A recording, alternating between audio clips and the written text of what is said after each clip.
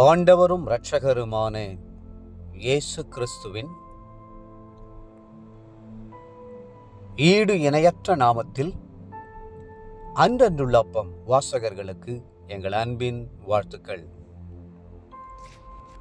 2024 ஆண்டு செப்டம்பர் மாதம் 27ஆம் தேதி வெள்ளிக்கிழமைக்குரிய தின தியானம். இன்றைய தலைப்பு பரிசுத்த ஆவியினால் சுகம். 2 தீமோத்தேயு 1:7 சொல்லுகிறது, தேவன் நமக்கு பயமுள்ள ஆவியை கொடாமல் பலமும் அன்பும் தெளிந்த புத்தியுமுள்ள ஆவியையே கொடுத்திருக்கிறார். சாத்தான் நமக்கு ஒரு ஆவியை கொடுக்கிறான். அது பயமுள்ள ஆவி. காரணமில்லாத பயங்கள், இருளிலே செல்வதற்கு பயம், மரித்தவர்களை பார்ப்பதற்கு பயம், எதிர்காலத்தை பற்றிய பயம் என பல பயங்களை ஏற்படுத்துகிறான். சிங்கமானது ஒரு மிருகத்தை பிடித்து சாப்பிட வேண்டும் என்று எண்ணினால் அது தன் குகைக்குள் இருந்து மகா பயங்கரமாய் கெர்ச்சிக்கும். அந்த கெர்ச்சிப்பின் சத்தத்தினால் காடு முழுவதும் அதிரும். அந்த சத்தத்தை கேட்டதும் மிருகங்கள் எல்லாம் பயந்து தாங்கள் இருக்கிற அடைக்கலமான இடத்தை விட்டுவிட்டு ஓட ஆரம்பிக்கும். தொடர்ந்து ஓடி முடிவிலே சிங்கக்கெபியின் வாசலிலே வந்து விழும். பிறகு சிங்கத்தினால் அதை பிடிப்பது எளிதாகிவிடும்.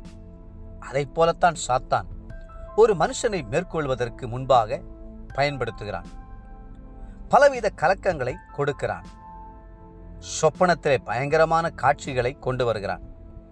கலக்கமும் திகிலும் அடையச் செய்து முடிவில் அவர்களுக்கு நோய்களையும் வியாதிகளையும் கொடுத்து விடுகிறான்.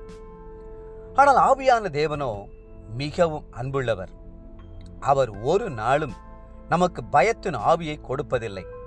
பலமும் அன்பும் தெளிந்த புத்தியுமுள்ள ஆவியையே கொடுக்கிறார். இந்த ஆவியானவரின் அபிஷேகத்தினாலே நுகத்தடிகள் முறிந்து போகின்றன. ஏசாயா 10:27.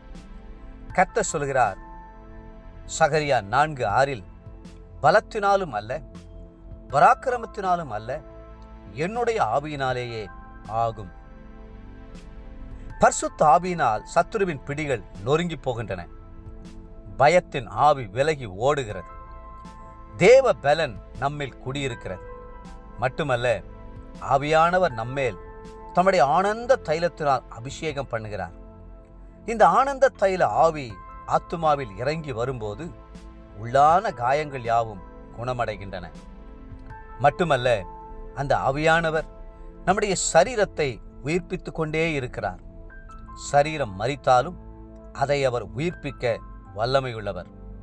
வேதம் சொல்கிறது, ரோமர் 8:11, அன்றியும் இயேசுவை மரித்தோரிலிருந்து எழுப்பினருடைய ஆவி உங்களில் வாசமாயிருந்தால் தம்முடைய ஆவியினாலே சாவுக்கேதுவான உங்கள் சரீரங்களையும் உயிர்ப்பிப்பார்.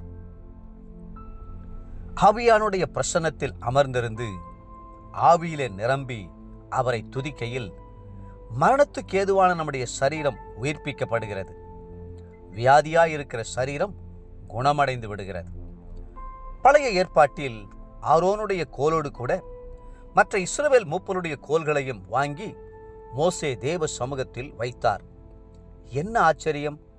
மறுநாள் அவர்கள் அந்த கோல்களை பார்த்தபோது மற்ற எல்லா கோல்களும் செத்ததாய் ஜீவனற்றதாய் காணப்பட, ஆரோனுடைய கோல் மாத்திரம் துளிர்த்து பூத்து வாதுமை பழங்களை தந்ததாய் இருந்தது. தேவப்பிள்ளைகளே, அந்த கோல்தான் நம்முடைய சரீரம்.